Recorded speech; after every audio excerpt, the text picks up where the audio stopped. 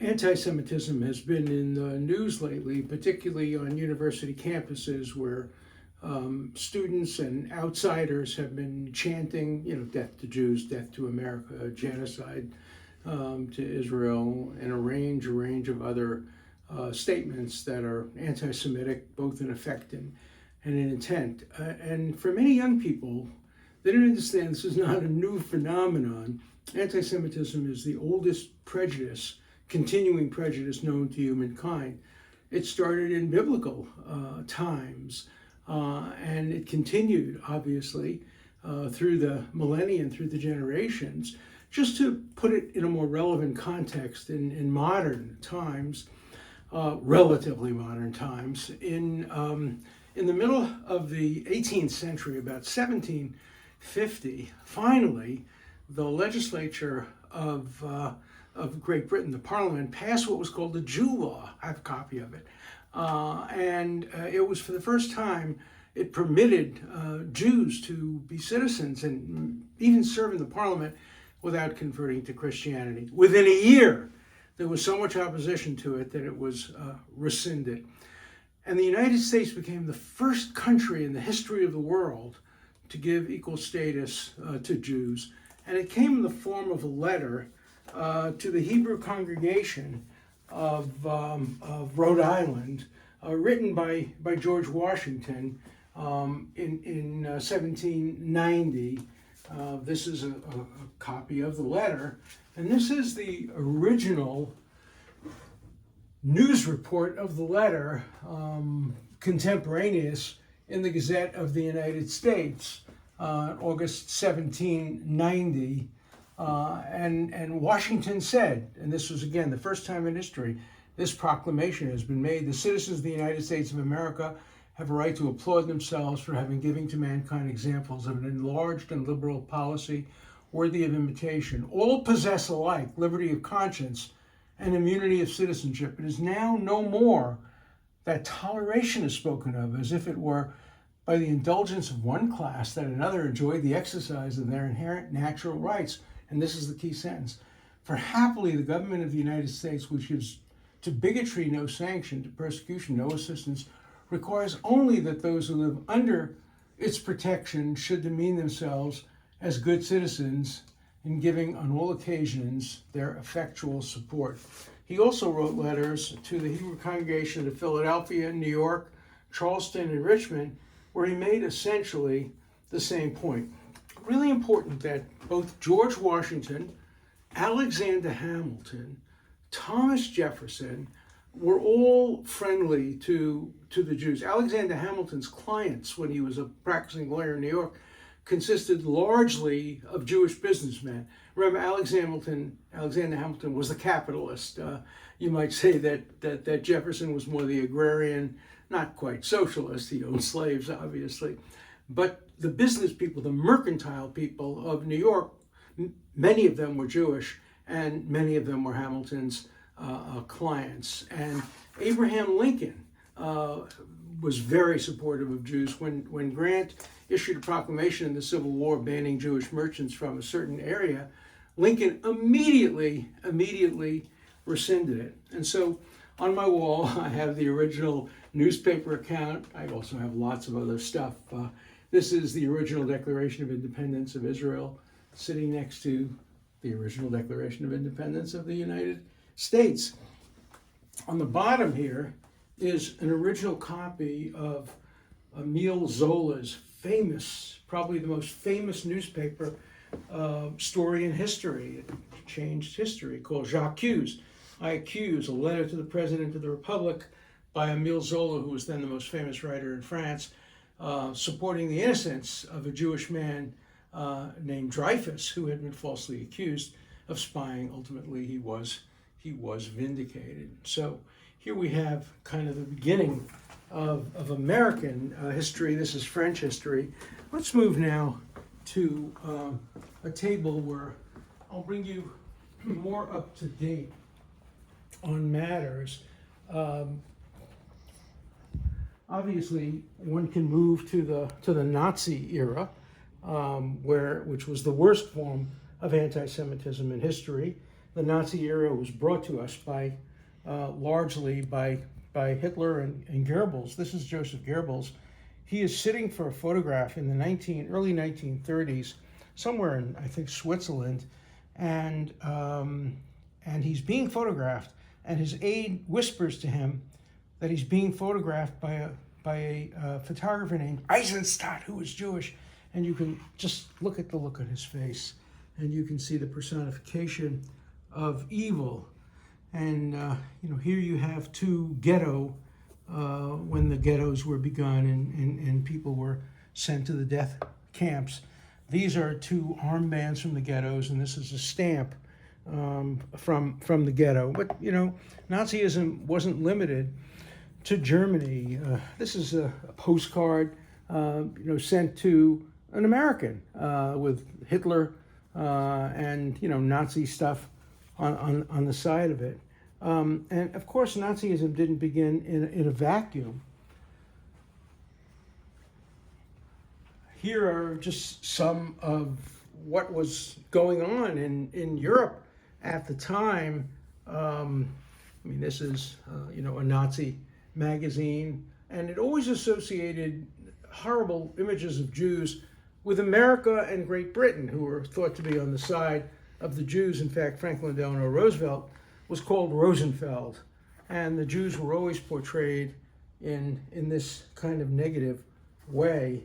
And just down the street from where I live was, back in those days, called Germantown, Yorktown, and Yorktown had Nazis. They marched down the street. More than 20,000 of them went to Madison Square Garden and did Heil Hitler salutes for Hitler. And this was kind of a typical postcard that was sent. Christians this year by Gentile.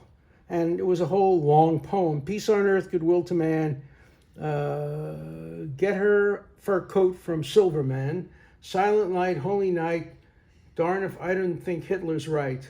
This year by Gentile. So, that's what we saw going on in those days. This is more of the same. This is an interesting book that was published in Germany right after the war with the names of all the German judges who were collaborators, and the fact that almost nothing happened to them at the end of the war. Obviously, when the war was over, there was a movement to do something about the Jews, but there was still plenty of anti-Semitism. Here's a statue that was sold all over Europe of a Jew, and in his backpack, in his back, he had a Christian child that he was kidnapping.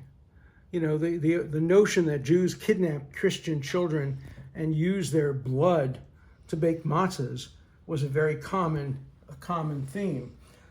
Here's a German beer mug from around the turn of the 19th to the 20th century, and every single image on it is a negative image of Jews, as a Jew pickpocketing a sleeping non-Jew, and just all kinds of things that were typical, or a typical ashtray in Germany, which would have a stereotype picture of a Jew and the ashes, or this was the head of a cane that would have a stereotype picture of a Jew. It was very, very common. There was a little bit of the opposite sometimes too. This is a cute one. This was done by some brave guy in Belgium when Hitler invaded Belgium. And this is a picture, there's a famous statue of a young boy urinating, and he's urinating on Hitler in this. Whoever did this, if he were caught, obviously his punishment would have been pretty severe. And obviously the war ends with Hitler's death, and the old joke that Hitler went to a fortune teller and said, "When am I going to die?" And the fortune teller said, "I can't tell you the exact day, but it will be on a Jewish holiday." And Hitler said, well, which Jewish holiday? And he said, well, I don't know, but any day you die will be a Jewish holiday. So there was that. And even in the death camps, they were making models of Hitler. This comes from a death camp. This was made by somebody in a death camp who didn't survive, obviously. And it's what's called a Purim Grogger. It's a noisemaker for Purim, but it has the Jew, and he's making noise by hitting Hitler on the head and hitting Mussolini on the head. So we can date this because Mussolini died, I think, in 43 or something like that. So it probably occurs around 42. We can't be absolutely sure. And when the war is over in 1945, Albert Einstein writes a very interesting letter to a friend. This is the original of it with the original envelope, in which he says, I'm going to walk around a little to the light so I can read it. The strangest thing is that even the better people among the Germans, are not conscious of their heavy responsibility for all of these crimes committed by the government they have chosen themselves, and that the outside world is rather inclined to forget about it. If that reminds you a little bit of what's going on with Hamas in Gaza, I would not be surprised. The better people of Hamas also bear some responsibility, obviously, for the horrible things that have happened in Gaza, both to Jews who were murdered on October 7th, but also to Gazan citizens who died as the result of being used as human shields. If we go into my office, you'll see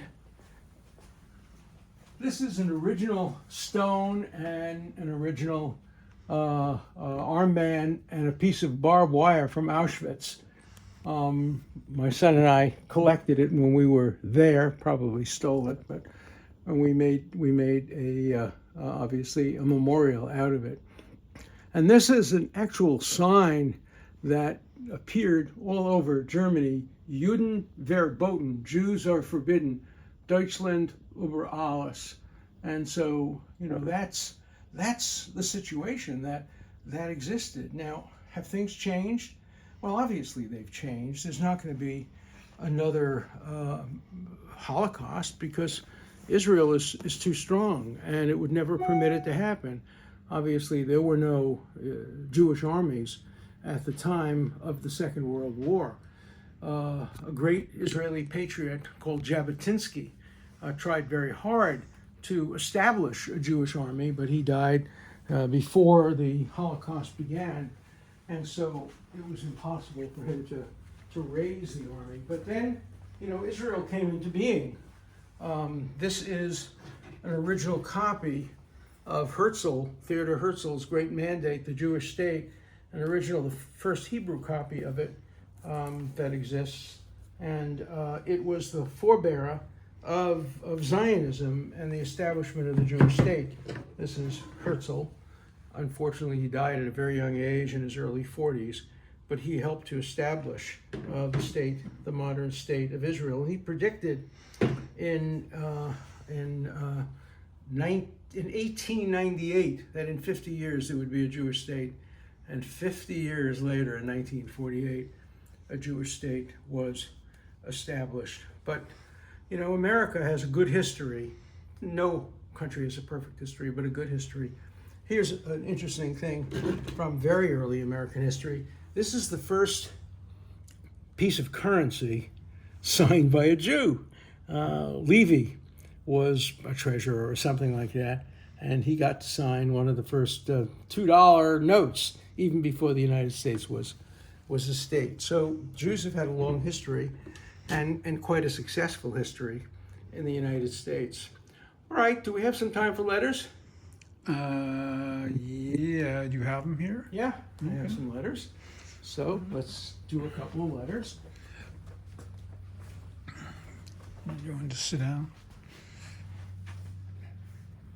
Let's start with an anti-Semitic letter that I got just today. Israel is genocide. That's the bottom line at this point. You have to let your personal views cloud your judgment. No, Israel is not genocide. If Israel is genocide, then the United States is genocide, Great Britain is genocide, France is genocide. Israel has killed fewer civilians than any country in modern warfare, both in absolute terms and in terms relative to the number of combatants killed.